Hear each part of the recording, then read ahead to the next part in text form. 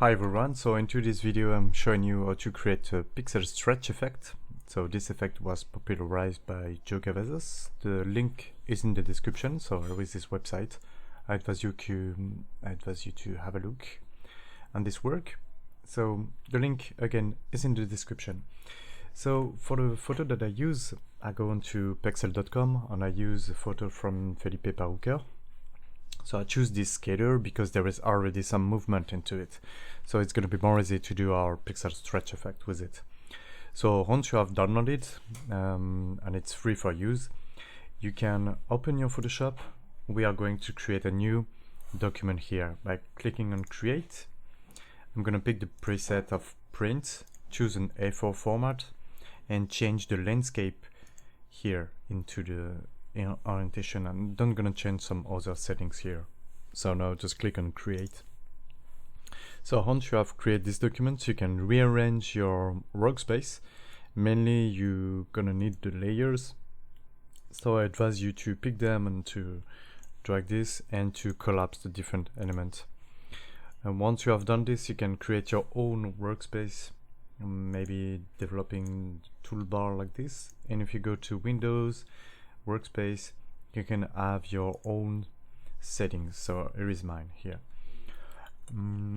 Once you have downloaded the image, we're just gonna drag and drop it into it. The main problem with this technique is that the image gonna try to fit your main canvas. So this is not what I want. I want the weird size of my image. So I'm gonna drag directly on the top bar onto Photoshop my image. You're gonna unlock it by clicking here and drag your element directly onto your untitled one image. So you can see that it's a lot bigger here. The first step is to cut out our scaler. So there is a lot of technique here. You can use the magic wand, the quick select tool. You can use as low the pen tool in order to make the turn around, but it's gonna be quite long. So there is a new feature in Photoshop that's called subject selection. Pick subject here. So it's only active when you got a tool for selection active.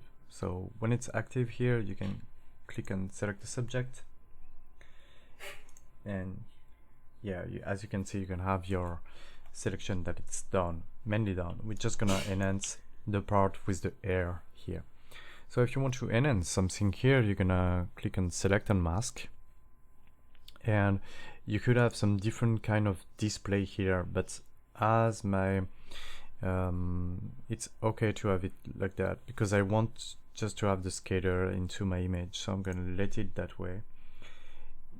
We are going to pick this tool and it's called enhance the contour here, and if you want to change the radius, you can change the size here, or you can use the shortcut that you already know, Alt with your right click if you're on a Mac PC, and if you're on a Mac you press Control Option, and with your right click that's gonna do the same.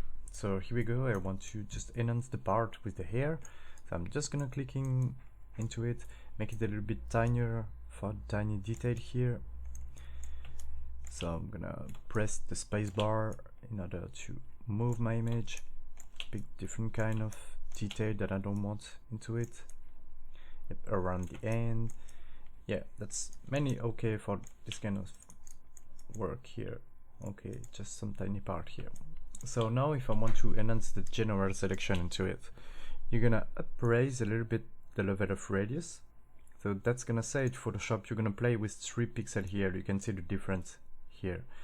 When you enhance your selection here, you're gonna try to enhance from 3 pixels here.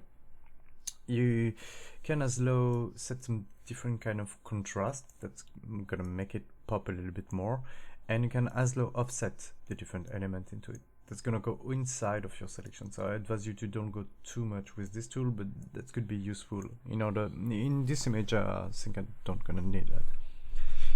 So when it's done, you can click on OK. So you're gonna have your selection active. So again, to unzoom, I can press Alt and to roll up with my mouse device, and I'm gonna create a mask into this image. That's allowed me to create some kind of backup here. So now I can press Ctrl T in order to make it smaller. Sorry.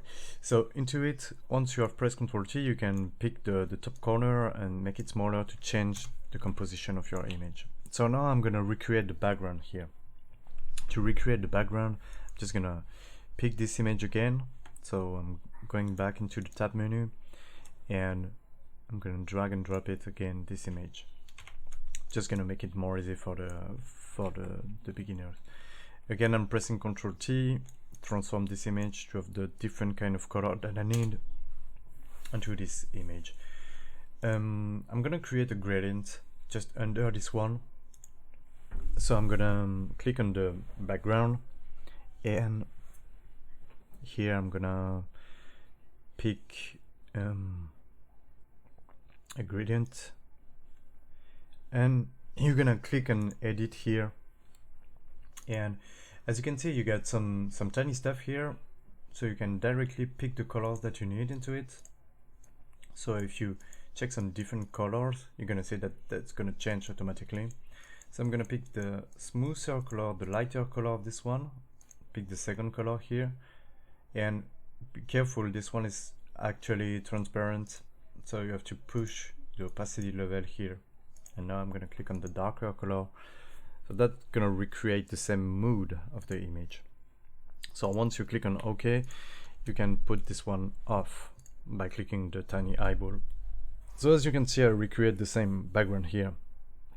I'm gonna just take one element onto this image. I'm gonna take this block, or you can as well select this building, it's up to you. But in this element, I'm just gonna zoom in and I'm gonna make a selection of this part here. So I'm gonna pick the polygonal tool selection and I'm gonna click from the base and I'm gonna make the turn around this block, pressing the space bar when I want to move in. I prefer to have a straight bar here, even if I'm cutting a little bit of this block. And then you're just gonna make the turn around, double clicking when you want to close the selection, and then create a mask. So once you have this, you can just press Ctrl T again. Now we're gonna be able to play with it. Okay, as you can see, the image is already, I changed the dynamic already of the image. So now you can pick the scalars and display it the way you want. As you can see, if you move it into the center, it's gonna told you that Photoshop with the smart guides, it's gonna tell you that it's in the center here. So I'm quite okay with the first part of the image. So let's check out the next step into the second part of the video. Thank you.